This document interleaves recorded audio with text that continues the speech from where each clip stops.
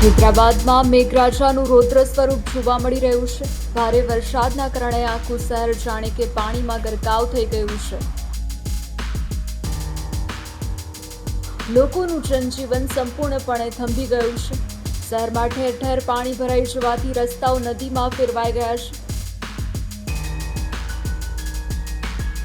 રસ્તા ઉપર કારો અને બાઇક અધવચ્ચે અટવાઈ ગયાના દ્રશ્યો સામે આવ્યા છે। વાહન ચાલકો પાણીમાં ફસાયેલા જોવા મળ્યા તો અનેક જગ્યાએ ટ્રાફિકની લાંબી કતારો લાગી ગઈ છે।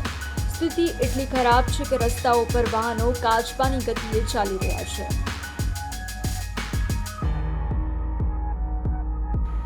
રસ્તા પરની હાલાકીના કારણે લોકો મેટ્રો તરફ દોટ મૂકી રહ્યા છે, જેના પરિણામે મેટ્રો સ્ટેશન પર ભારે ભીડ જોવા મળી રહી છે।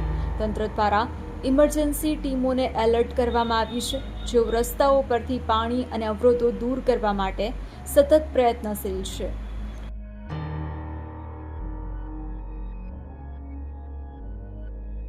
હવામાન વિભાગે તેલંગાણા માટે યલો એલર્ટ જાહેર કર્યું છે। આગામી દિવસોમાં ભારે વરસાદની સાથે વાવાઝોડા અને તેજ પવનની પણ આગાહી કરવામાં આવી છે। ત્યારે સાવધ રહો, સુરક્ષિત રહો અને જોતા રહો ગુજરાત સુરક્ષિત।